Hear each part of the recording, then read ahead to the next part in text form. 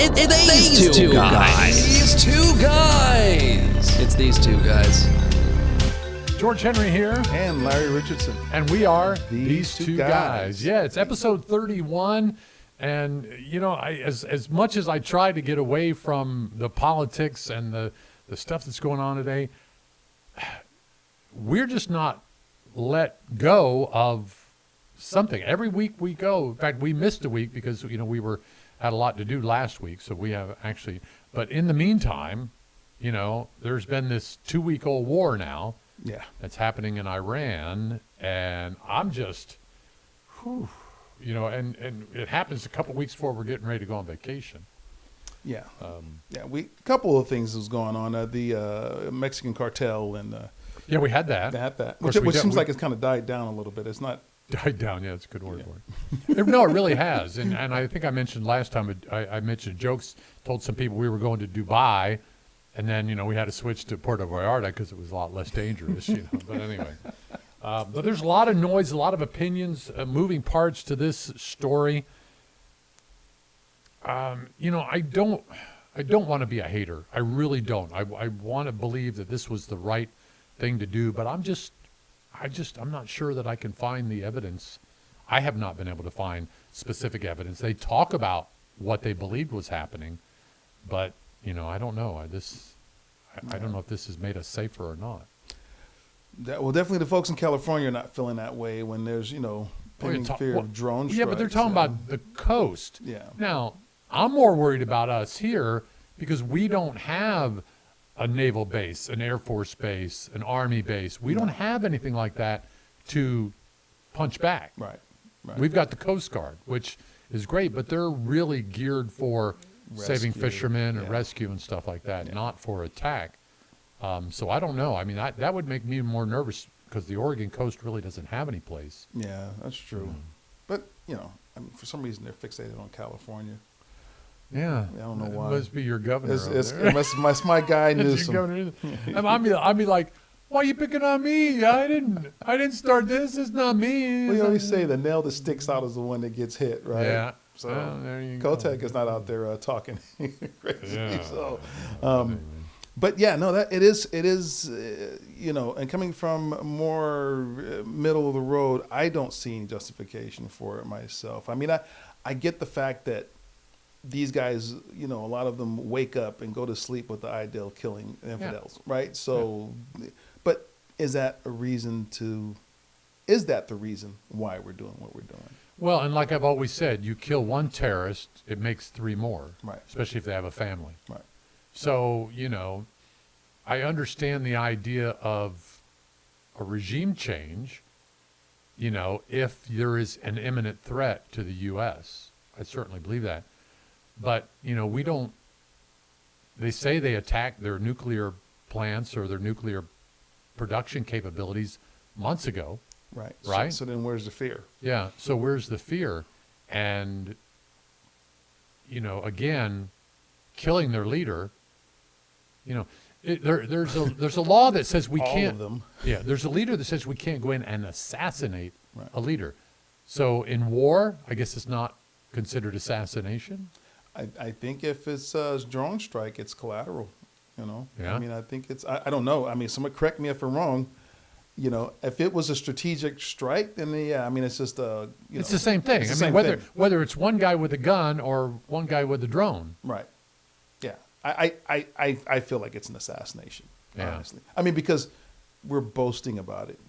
And then another supreme leader pops up, and then that guy gets taken out. And another, I don't know how many they got left. Yeah. But you know, every time one sticks his head out, it's like, you know. Well, again, I guess it almost seems to me like monarchy. You know, it's like, okay, there was the queen, right, Queen Elizabeth, and then, you know, she dies, so Charles takes over. Right. So it's like there was the Ayatollah. And then he gets killed, and then his son takes over. Right. And then apparently he's maimed, or, you know, he may even be dead. I don't know. Yeah. So then is there another, you know, in the family line, or do they go outside of that? Yeah, that's a good question.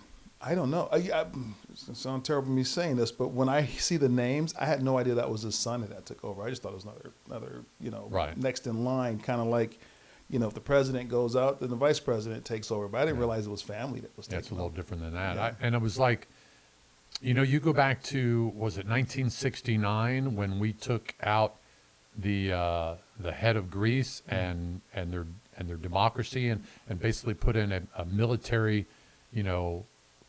hierarchy there. Right. And that caused a bunch of problems, and it caused a bunch of problems for us. And it wasn't until Bill Clinton went there decades later that and he apologized to the Greek government and the Greek people, that we kind of got that back on track again.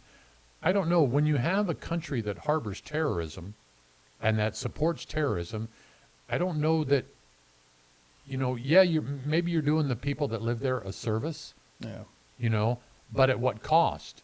And how many of the innocent people die there so that you can, certainly, if we were in that position right now and, a bomb took out my sister and her husband, I'm certainly not going to necessarily be happy No. that happened. Would, yeah. How does that? Their regime and what's going on there is kind of hard for me to follow, because I can't get in that mindset of just wanting to take out any other country or any other civilization because we're different, or they don't follow the Quran or whatever the case may be. I don't understand their hatred, and I guess it's always kind of been there, but I do understand the concerns of them having nuclear capabilities. I understand trying to curb all these terrorist groups and everything that are springing up everywhere, whatnot. But I don't know. Do we want to wait for a provoked war? Do we want to react, or? Well, and I guess that's kind proactive? of what, with World War II and bombing of Pearl Harbor, and again, that's still, some of that stuff's still classified there. Did we know about it ahead of time or whatever? Right. But, it took that to get us into the Pacific end of World War II. Right. Did we really want that to happen? Did we really want to lose all those, soldiers and innocents over there while that was happening? Probably not. But again, at that time and that culture, a preemptive strike would have been a whole lot different than today. It's yeah. almost like, we expect to do it today. Yeah. We expect preemptive strikes today versus, back then it was like we had to have a reason to get involved. Well, and I don't know. I don't have a good memory of all the strikes that Obama did. I know it was Syria, and what did he strike? He had a ton of strikes that bombings that he did when he was in office too. And I don't remember what was the catalyst for most of those. I know it was. I don't. Well, and maybe it was Clinton then, or maybe we're going back too far because I don't remember. But when we found out that Libya was responsible for the downing of the airline near Heathrow, and then we attacked Libya, you'll have to help me on this one because I didn't look this up beforehand because I didn't know we were going to mention that. I didn't know either. But that, we went into Libya, Right. And threw a few bombs down there, and I guess we got Gaddafi at the time. Yeah. And again, I don't remember if I think that may have been Clinton versus Obama. Was it? I thought it was Obama, but it could have been. It could have been. And again, if I'll do a little research and I'll post it up as we're talking. There, you'll see a little scroll below that says that, or up above us or Yes. below us, or depending on Yeah. how we look at it. But yeah, so it's one of those things where it's like you want to believe it was justified because you want to believe that we would do the right thing. Right. And again, it goes to the effect of war and what war does to us here in the United States, even without the threat of an attack in, say, off the coast of California, which I don't even know if they have drones that they could bring over on a ship to do that. I'm pretty sure we're watching pretty closely for that stuff. If I can't lift my drone 50 feet in the air without it being seen, I doubt they're going to get that close Yeah. without anybody knowing. And, and I kind of prepared this little thing there. I don't know if you have it or if I have it here in front of me. It's a little bullet point thing there with the 14 Yes. little things. You got that one? Yeah. So no, you can look at that. I'll start it off by saying is, number one, because Iran is the third producer of oil Yeah. in the world, and the Strait of Hormuz is one of the largest places where oil goes in and out of, from Kuwait, from for us, from the other United Arab Emirates, from Saudi Arabia, and all that stuff like that. It really affects the amount of oil that can be shipped through there. And Iran, I think, is like a 20%, or 20% of the oil comes through the Strait of Hormuz. And because of that, prices go up. Yep. And I kind of put this list together of how that catalyst, how that goes, and starts with, okay, you've got the initial strikes, the cut in oil production, then the oil prices spike, and you've got a couple of things that come after that. So kind of go over that, and I know people know this already, but this is kind of just put it in perspective. Right.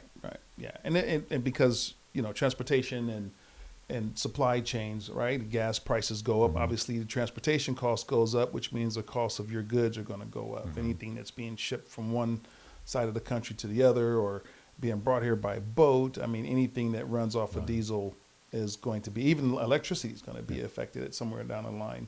So that affects your shipping, logistics, and companies will obviously raise their rates. And one of the things we always notice that, when rates go up, if the cost of a barrel of gas, what is it, $100 now, I think roughly, if it drops back down to $85 or $75 a barrel, we're not going to see that. Not right away. No, we're not going to see the price that. goes up way faster than it comes back Way down. faster, yeah. And in fact, it usually stays up a little bit from where it was before, Right. even though the price goes down. Because I remember, back in the day when it was $40 a barrel, we were paying $2 a gallon for gas. Right. Now at $40 to $60 a barrel, it's $3 something. Right. And if it's $3 at $75 a barrel, and it goes up to 100, and your gas goes up to $5, and it goes back down to 75, you're not going to go back to that 3. So it's going to be 10 cents. Companies are going to enjoy their profits. Yeah. Everybody enjoys their profits. So And I think on the list too, you got like raw materials. So like, what it costs to build a car. Right. You've got iron or steel or wherever, if it's coming from out, or you got electronic products, or you got products from China or Japan that are raw products that are used in products we manufacture over here. That automatically increases that, so the price of that goes up. Yeah, to receive raw materials, for shipping and finished products. And number 6, we have farmers, more for diesel and fertilizer and equipment, using their equipment, their farm equipment. The cost of that's going to go up. And they're already hurting. They're already hurting as is, Yeah. exactly. Yeah. Food production cost increase, again, diesel, machinery, supplies. Yeah, there's almost nothing that isn't affected by the gas prices. Right. Yeah. Grocery distributors are obviously going to charge more because they're shipping things, and they're going to pay more to have their product shipped to their suppliers. The cost of refrigeration, I mean, everything is going to get hit. And as long as those prices are high, like we said, they're just going to continue to climb. And if the cost of a barrel of gas gets cut down to $50 tomorrow, we still could be months in before we see any type of... Oh, yeah, because that's what it cost us when we bought it, So, so you have to hear that through all that as well. Yeah. Retail stores pay higher prices. Businesses raise their prices to maintain profit margins, pay their employees and things of that nature. The cost of driving to work goes up, so that's, everything is just totally hit on this. Consumers will pay more for goods, household cutbacks on discretionary funds. If you're spending more money to drive to and from work, you're going to have to offset that somewhere else, right? A little less eating out, less clothes. Maybe you have to go down to some Converse instead of Nikes, things of that nature. Yeah. Right? Yeah. Give up my Nikes for Converse. What are you talking about? You're going to trade that. I think they both come from China, though. Didn't the Converse come from China? I'm pretty too? sure they all do now. Yeah. They don't know. Sorry if I'm wrong, but yeah. So so that's kind of what happens with all that, and and the thing is, and I think you got the other page there. You're hearing two pretty different reactions in the Congress in Washington right now. A lot of Republicans are saying the strikes were necessary to stop Iran from, becoming a bigger threat, especially when it comes to nuclear development and attacks on U.S. allies, which they've managed to attack U.S. allies anyway. Yeah. All right.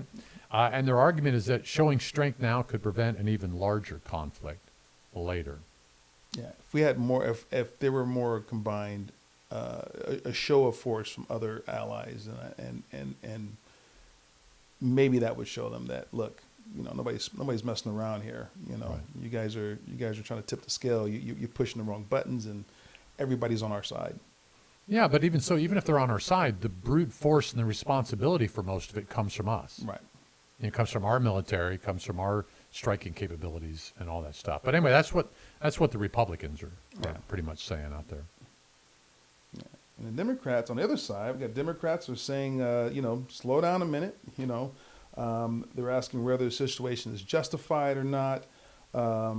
Congress wanted to be part of the decision making before the strikes were planned and executed.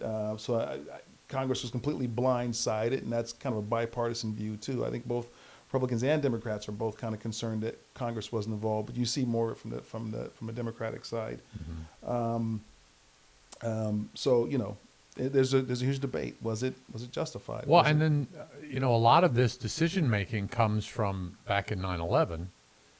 When the president was given broader power to make a decision like this, and now even though we weren't attacked, it gave them the impetus, or gave them the reasoning that they could go and preemptively, do this. You're talking about now, not 9/11. Talk about now, yeah. Yeah, 9/11. So because of what happened with 9/11, Yeah. the rules changed. The president was given more power. So now this president today is like, well, I can do what I want based on that, what happened there.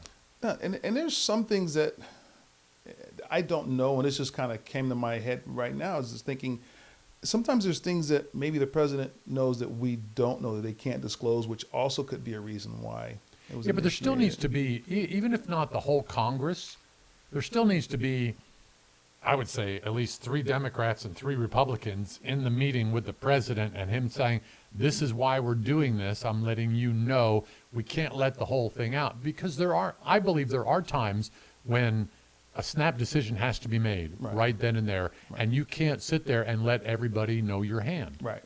I do believe that. I absolutely believe, and I don't care if it's a Republican president or a Democratic president, there needs to be that ability to have that authority. Right. But there needs to be a book that says this is the authority, this is the situation you can do by the authority, this is a situation you cannot do by the authority. Right. Imminent threat, you have authority. Right. Someone building a power plant somewhere that you think might be nuclear, let's get more intelligence on this before we go. Or the sheer, trust me, bro. Yeah, trust me, bro. Trust me, bro. Trust me, bro. I love those little things in Facebook now. I was just saying, going off of pure trust me, bro. I don't know if it's justified. I think I would like to think that it was all done in the best interest of everyone and for our safety. I do know that they have zero love for us, but I'm also kind of a guy that, if somebody's threatening me, my mindset's going to be more proactive than reactive. I don't want to be reactive. I don't want to be I don't want first responders coming to the house after something has happened, unless I did it. But you go back and you look, all right, during his first term, all right, Donald Trump did something that I thought a president should do. And that's when, now maybe he didn't do it the way I would have liked to seen him do it, but he opened a dialogue with Kim Jong-un in North Korea. Right. All right. Instead of automatically, going, okay, he's the bad guy, we're not going to do anything about that. Now, maybe there was too much of a bromance going on there. I don't know. But I would have liked to seen the president, 45, President 47, do that with Iran. Didn't he have a hit out on him? Isn't there a contract out from Iran on Trump, though? Is there now? I don't know if they can rescind those things. I mean, but I'm going to talk about, but before we attacked their nuclear. Oh yeah, no, this was when he was running for office. There was a hit because there was a whole thing about But is that true though? I mean, after But he even was so, dead. even so, he could have sat there and said, "Hey, Ayatollah, I'm not coming to Iran, Right. but how about we meet in a neutral country? Right. How about we meet in Jordan? How about we meet somewhere? Let's talk about that." And I know they had back and forths before they did this. Right. They were telling Iran, "This is what you need to do, or else we're going to bomb you." But North Korea is a threat to South Korea, which means it's a threat to us because we have troops in South Korea. Right. So, what about the diplomacy and what about this, I'm the peace president, Yeah. I want to bring peace. I think it seems like he shifted that narrative from peace, just basically looking at peace and control through finances and money to being a president of peace through power. And for some reason, I can see that shift. I don't understand it, a lot of it, but I some of it I kind of do. Because basically nuclear deterrence is who's got the bigger stick, right? If our stick is bigger than their stick, then they more than likely won't attack us. But they didn't even have one nuclear weapon at this point. Not even one. Supposedly, yeah. We supposedly buried those things. Whatever was there and destroyed whatever got, hit that was above ground, and whatever was below ground is buried. So, do we trust? Because a lot of people didn't trust the reports back then that we actually took them out. Well, look what happened with 9/11, where we had weapons of mass destruction. That even podcasters like Sean Ryan are saying, we didn't find one effing thing over there. Yeah. So it's a matter of trust. It's a matter of trust. And then to top it all off, what are we going to do? We're going to lower the sanctions of Russian oil so that we can now purchase Russian oil in the midst of their war against Ukraine. And it's and the Democrats are really up in arms about that. Yeah. They do not like the fact that, so someone think this was the plan all along, Yeah, I don't know. I wouldn't. Because we got our hands on that Venezuelan oil. I don't know if we really thought that we were going to need that, but but that oil's harder to produce than the Russian oil. But anyway, if Trump had got the oil companies buy off to go in there and actually refine that oil for us, then I can see us. That'd be a big savings, and we can use that oil. But and then. Here's an unfounded report, and I haven't looked it up yet, so I'm not 100% sure. But I know that Mark Kelly from Arizona was saying that since Trump became president in his second term, he has gained profit of $3 to $4 billion since taking office a year ago. Trump himself? His own Trump himself. Trump and Trump's companies. Well, he's not running the companies. Doesn't matter. You think he's doing? Doesn't matter. It doesn't matter whether he's running or not. If he's doing things that will affect his company positively, I don't know that. I've seen people talk, but I'll have to go look. Yeah, well, I've seen people say that even before his second term. I see the little charts that said how much money he made. And I think he was the only president that actually had a negative net worth after leaving office than almost every other president. Except for this term, obviously, because his term isn't over yet. Yeah. But I'd like to see that too. I wouldn't put it past him. Yeah. I'm not like a fanatic Trump fan where I think that the guy can do no wrong or anything. But I like to be more. You like to give him a benefit of the doubt? No. I just want to know that it's real before I would say that I did. Yeah. I mean, Well, and again, I don't know. Again, when you're dealing with politicians, do you trust any of them? Because they all have an agenda. Right. But you look at Mark Kelly. Would he lie? Would he? He kind of gave down. He kind of wrote it out how it happened, and I didn't watch the whole thing, and that's why I probably shouldn't even be mentioning it right now. But I can go back and look at it and give you more of an update on that. I think they all lie. I don't. I have a friend that's a politician. She's currently running, and I trust her, but as a politician, I still would think there's things that she's going to do, and there's reasons for her. There will be reasons for her to tell me one thing to my face and do something completely the opposite behind my back if I was one of her constituents, because that's what politicians do. Well, we talked about this earlier. There's truth and there's spin. And spin, yeah. Spin isn't a lie. Spin is the way you look at it. Yeah, it's objective truth. It's it's an objective truth. Yeah, but Mark Kelly, I don't know.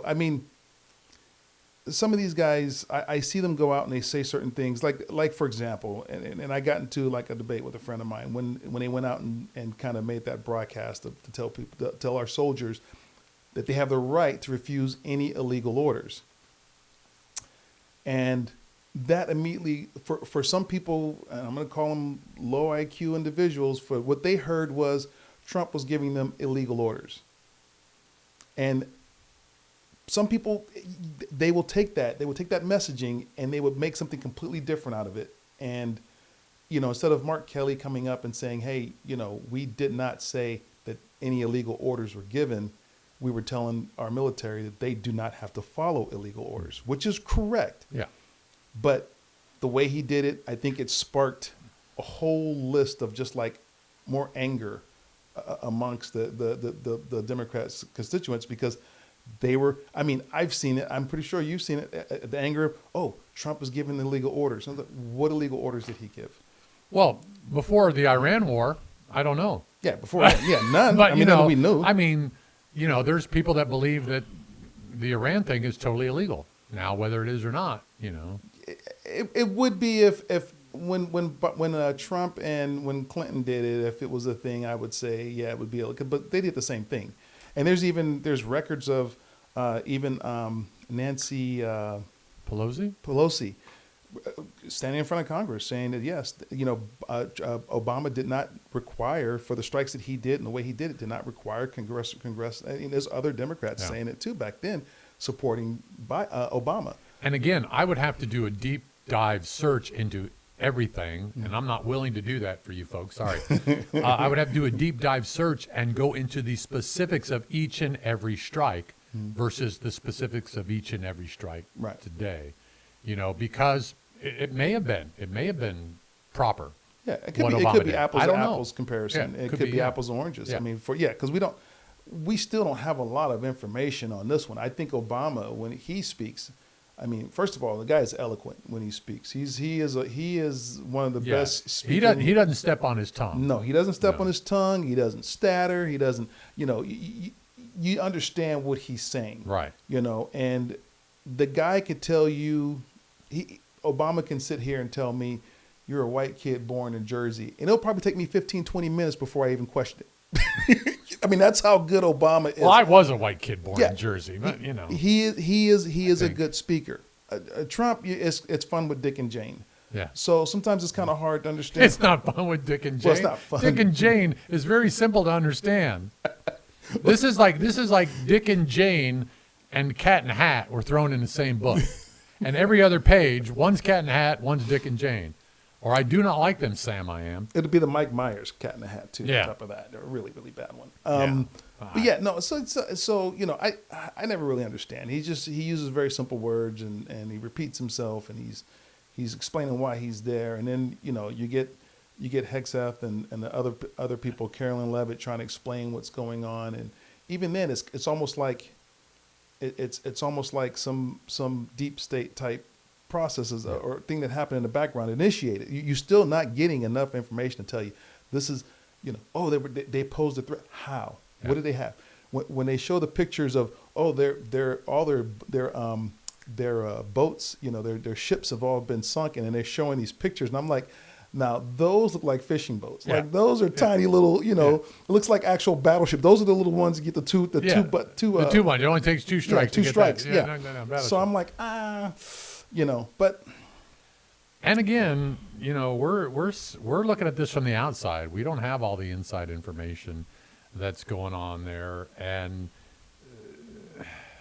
I don't know. Now, from a standpoint of just knowing what I know, what's out there, I try not to get involved with the Congress thing and the back and forth about that. My thoughts is this, and this is what I would think of any president. If it was Biden, if it was even Harris, thank God it's not. But if it was President Harris, if it was anybody, I would say, if you're showing us that your interest is keeping America safe and keeping the rest of the world safe from people that have this ideology that everybody else needs to go, then there's a little leeway, there's a little understanding, right? But don't piss down my leg and tell me it's raining too at the same time.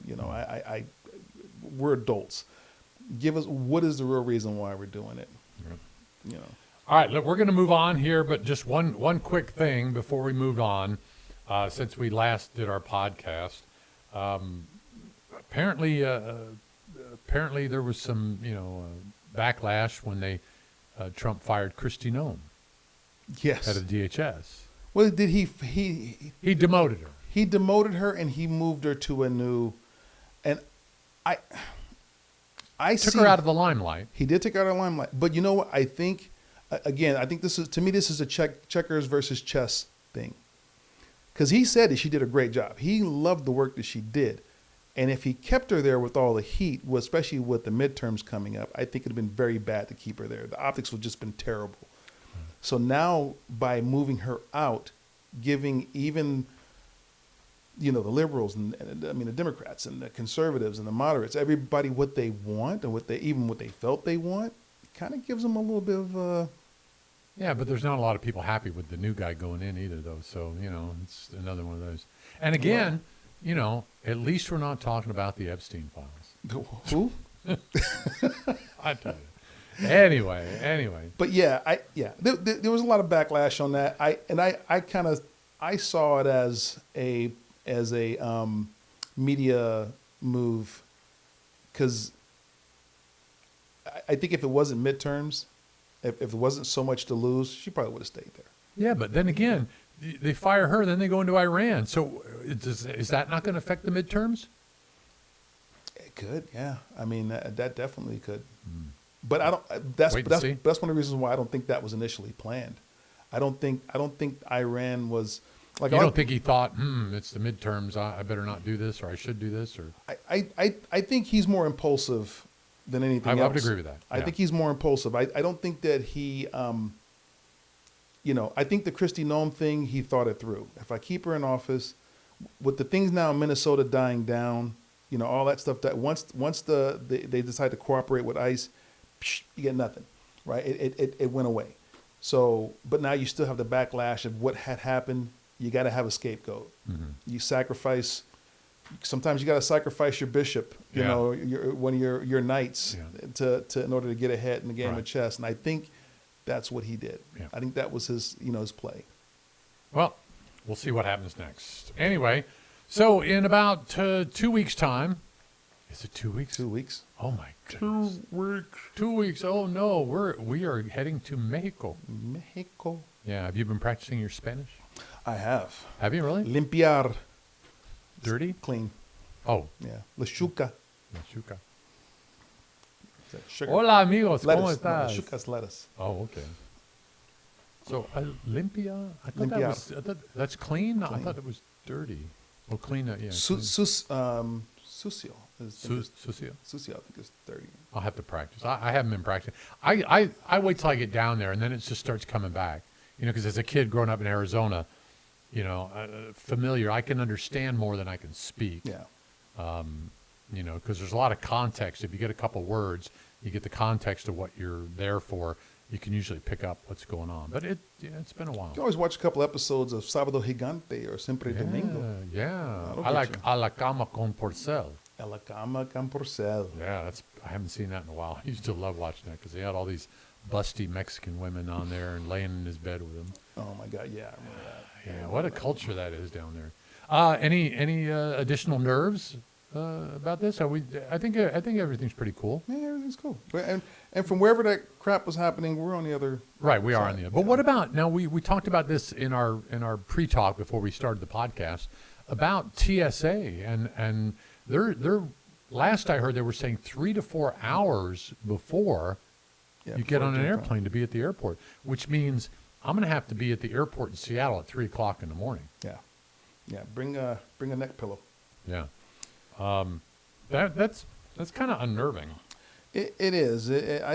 Was it 300 people quit? But was that just New York though, right? It probably was just New York. Just New York. 300 people in the entire scheme probably wouldn't have mattered a whole lot. Yeah, it wouldn't be a ripple in the water. But yeah, no, I can imagine this is going to be pretty bad travel. Now then, that they could fund it between now and then.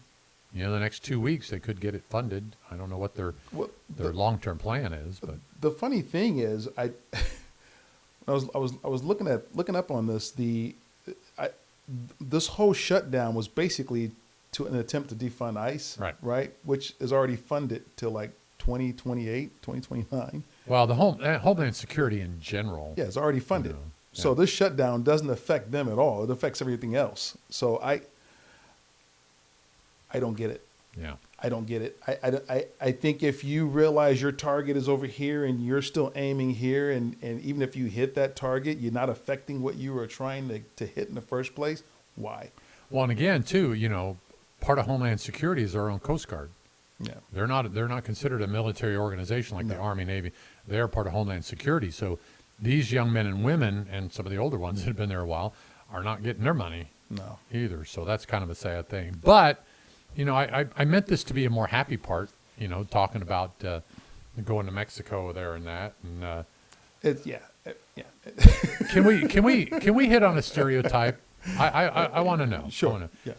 I mean, after we were talking about this the other day, you guys came over for dinner and you guys left, and then Deb looks at me and she goes, I didn't know Larry couldn't swim. Well, I can swim. I'm just not a good swimmer.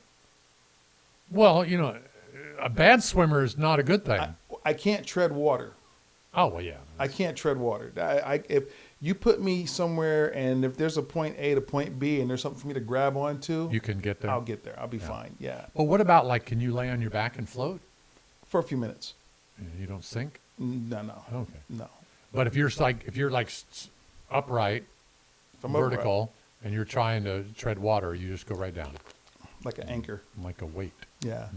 So I don't know if I shared this funny story. So since you're talking about stereotypes, I don't know if I shared this before. Some of my friends have heard this story, but we're in Calistoga one time, and this big hot springs. I mean, this pool was massive.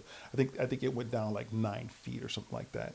So there's me, Susie. There's like 2 other ladies kind of sitting in the shallow end. They're sunbathing, and then this other mixed couple comes in. This black guy and his wife. I'm on a noodle. I got a noodle, and I'm just kind of putzing around in the water. And this guy, he jumps in, and he's got a noodle. His wife is swimming, and he and I are slowly coasting, drifting toward each other. And then his wife comes up behind him, and she's treading water, and he gets over, and he's looking at me. We're both making eye contact, and he gets close enough to me. He says, "Hey, brother, let me ask you a question." And he's whispering, like there's only like 5 of us in here, right? He's like, "If you didn't have that noodle, would you float?" And I was like, "No." He turns around and looks at his wife. He says, "See, I told you." And it is a stereotype. I mean, it really is, because I'm sure, although when you look at the Olympic swimming, you don't see a whole lot of black folks in the water. No, I can't say it's something hereditary that reason why we don't like water. I mean, there's reasons. Well, I mean, I don't think you dislike water, do you? You just dislike large bodies of water. Large bodies of water. Large bodies of water. Because see, I was hoping we could go to a cenotes. And the thing about the cenotes is they make you wear a life vest. So you'd be okay. I wore a life vest once. I was riding Ski-Doo and went to go get off, and it flipped over, and I get down. I'm falling to the water, and I'm like, this vest is going to be perfectly fine. It just went up over my head. Oh, so you didn't have it on tight enough. I had it on pretty tight, but it just slipped. I'm kind of pear-shaped too, right? So it wasn't like... So it just went like this. And next thing you know, I'm looking at the straps there in front of my face. The vest is fine, but I'm underwater. The vest is floating, but you're not. Yeah, I'm underwater. So, but no, I'm not afraid of water. Because there's a couple neat things that we could do. We could go up to Cancun. And I don't know if you saw the video I put up, but we were in these 2 little boats. I think I showed it to you the other day. Yeah, the tiny little boats. Yeah, tiny little boats. And go, hey, federales, you know. We could do that. And there's some sea-doo stuff we could do as well, Oh, yeah. And then the cenotes would be pretty cool. No, I love water sports. Don't get me wrong. My heart will be pounding the entire time, but I still do it. But just to, yeah, still do well, it. good, because I was concerned about that, because I'd like to go snorkeling and swimming with some tropical fish, but... you're not a big swimmer, so no. And snorkeling was so. Yeah, it's all bad with water. We're in But we Puerto could Rico. put those little floaties on your arms too. The little water rings. Little water rings. Maybe something to go around my neck too, just to Yeah. keep me. We're in Puerto Rico, and I buy a brand new snorkeling set. One of the ones that's supposed to like one-way little check valves and stuff, so you don't get water in or whatever. And I put the thing on backwards, and I practically turned it into a straw. Oh. So yeah. Hey, have you seen those devices though now where you can like go for 15 minutes? You can compress air into yeah, it. yeah. Anywhere. Put it in your mouth, yeah. I would love to have one of those because that way you're not really scuba diving. No. But you can go down and snorkel It's and repeater or whatever they call it. yeah. You can put air back in it when you get up to the top. Yeah. You know, and then you fill it with air and everything. I'd like to. I think that would be fun. Maybe they'll have that as one of the as an excursion we could do because that's different than what it was. Because Deb and I scubaed last time we were up there, Mm-hmm. but you know it wasn't really that fun because we were confined to a certain area. Oh, you did the tube scuba. No, scuba. You guys Scuba are with the pack. trained?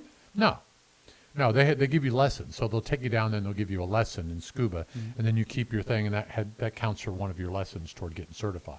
Oh wow. And so, like, if we could find our paperwork, we could go again and get lesson number two. Number two, yeah. You know, and it was fun. It really was, but it was really you were confined to an area.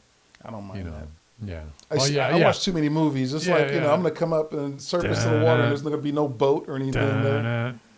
Like a little Jaws thing going on. Or what is that movie? The one where they were the husband and wife were left behind. Oh yeah, where they're just out. Yeah, in which the is boat, based on a true story. And the boat sinks. No, they just left them. They didn't check to make sure everybody was Oh, there. they took off in the boat and they took left off. it. Oh yeah, yeah, that's and right, left that was but based they off died, a true right? story. Yeah, oh yeah. Oh yeah. Yeah. And the real story too. They did. They died. Well, you know, I mean, if worse comes to worse, you can sit on the boat deck and drink while we. Yeah, I can watch and I can video for you. You can video. Oh, that's the thing. Like, I do not. Deb knows. I do not like to be seen without my shirt on. Yeah. You know. So I mean, I will. I'll jump in the water and that, but it's like, you know, it's not a pretty sight. You know, I was overweight most of my life, so I got a little saggy stuff hanging all over. It's not fun, you know. But at the same time, it's like, you know, nobody's there going to know me except for you guys. You'll know me, and then, you know, you'll judge me, I'm sure. So if you see a video from Mexico and it's got blotches, you know that he's the one that edited them. Yeah, out. I edited out from my neck down is going to be edited, or I'll do an AI where it'll be like somebody else's body. Somebody on super there. physically fit. It'll be Alan Richson. Oh my God. If only I could. Well, anyway. But yeah, no, I think it's going to be fun. It's going to be fun. We'll have some fun. And we'll do a couple podcasts from down there. Hopefully my equipment won't be confiscated going down there. That's the one As long thing. as it doesn't have DJI on it, apparently. You won't Yeah, be, apparently. Well, and again, you know, what they do tell you is don't tell them that you are like a professional videographer. Yeah. You know, this is a homespun, hometown podcast kind of thing. It's not monetized, so we can't claim that we're making money off of it. Right. Yeah, You know. we're not paparazzi or Yeah. what's the word? We're not. Jesus Christ, a news outlet. What's Yeah, the, we're not news. Yeah, Yeah. Well, anyway. I'm not. I am, but that's not the capacity we're going down there, and you know I'd like to do. And so I want to promote a couple of things. I don't know if you saw it yet, but I've rehashed my GeorgeHenryRadio.com website, and I've got interviews on there. I've got one where I interview our current Congresswoman, her challenger, some other folks there. I got some old interviews with David Cassidy before he passed away and things like that. That's at GeorgeHenryRadio.com. I'd like folks to go there and check those out. Those are just audio. They're not video and stuff like that. And then the other thing is something we got right here. And this is in. Now, you guys have seen us do our AI videos, and everyone thought, oh, this is just a joke. It's just a little funny and all. But it's not. It's real. And I'm going to pop one open. What about you? Oh yeah. I want. Oh, yeah. So these taste a little bit like Red Bull. Honestly, I've drank a lot You of got a Red lot of Red Bulls. Bull? These are better. They're better than Red Bull. I don't know You if hear it's the that? same formula, Hear and that? I'm not saying it because it's ours. I mean, I am, but I'm not. It's not as sweet. It's not as strong. Maybe it doesn't have that sugar-free taste either. It doesn't have that No, it doesn't. aftertaste. You know. But it's like a blackberry. It tastes like a blackberry, not the phone, the drink. It is very Yeah. good. It does have a Red Bullish Kind of feel. flavor. Yeah, Yeah. like a flavor profile, but Now, not as sweet. we sell these on our website. You go to these2guys.com. There's a link there on the home page there. It'll take you right to it. Do them in 4-packs, $12.99 for a 4-pack. Try it out. If nothing else, have one to sit on your counter and say, I knew these two guys before they were famous. Yeah, there you go. I have friends that are asking me, so that's pretty cool because I told them it's local right now. Right. Our Bridgeport Mark is one of our local. Thanks to eateries. Carl and Janet. Yep, Appreciate thank you, you Carl guys. and Janet. So we were there yesterday for trivia, and of course I wore my shirt and kept going back and forth to the refrigerator where our drinks were, and people got a little curious. And they come over and, okay, we got a celebrity here. Yeah, local celebrity. That's okay too. We're okay with that. But this is really cool. And oh my goodness, all of a sudden I forgot. I think it's Drink Inc. I think Carl out of Las Vegas there, and I believe it's Drink Inc. If not, I'll post the actual site on there. But he put this together for us, and appreciate that. So thank you so much. Thank you, Carl. Yeah. Another Carl. But anyway, It is very, very good. yeah. If you get them here locally, now I think Carl, I think you're charging a bit too much, $5 a can. Honestly, come on now. So ours are a little cheaper than that if you buy a 4-pack. Of course, you have to pay for shipping, but I'll try to take it easy on you. I won't upcharge the shipping. So. And if you do get one, you want to send us a picture of your drink in it. Yeah, that'll be awesome. That would be great. Cool Or a too. video of you drinking it. Video of you popping it open and do like unboxing. Oh yeah, an Do an unboxing video. video. Pretty cool. Yeah, appreciate that. Yeah. So get yours ordered. Go to these2guys.com. It's through our Shopify store, but we will be distributing them. We will be shipping them locally. It's not going through Shopify. It's going through us. So I guess I'll be shipping them. And haven't given Larry that duty yet. I'm not paying him, so I really can't make him do stuff.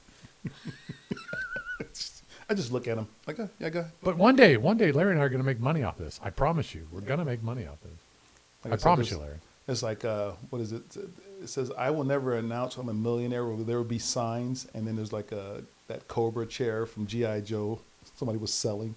Like, there will be signs when I'm rich. And it's just like, yeah, G.I. Joe Cobra. Yeah. That was an awesome chair. But anyway, thanks for tuning in again. And we look forward to getting down to Mexico and doing some podcasting there. If anybody's going to Puerto Morelos from the 29th through the 4th, hook us up, look us up, let us know if you just happen to be down there. Yeah. Bring you over. Yeah. Pop Have a us on, conversation. pop us on these two guys, our Facebook page, and we'll see you on there, and we'll say hi. Yeah, we'll do. All right. Hey, that's it. Enjoy. Peace. Have a good day. Oh. And don't forget to like, comment, subscribe. Visit us at these2guys.com. Check out our merchandise That's what I forgot. Yeah. and So- drop us an email. Yeah, drop us an email. Drop us a line, Larry at these2guys.com or George at these2guys.com. We'll be happy to respond to you. We like hearing from people. If you don't like commenting on our YouTube page, which a lot of people haven't, we've had a few, but a lot of people don't. But feel free to, Chris Johnson. Anyway, thanks so much. Peace. It's these two guys. These two guys. It's these two guys.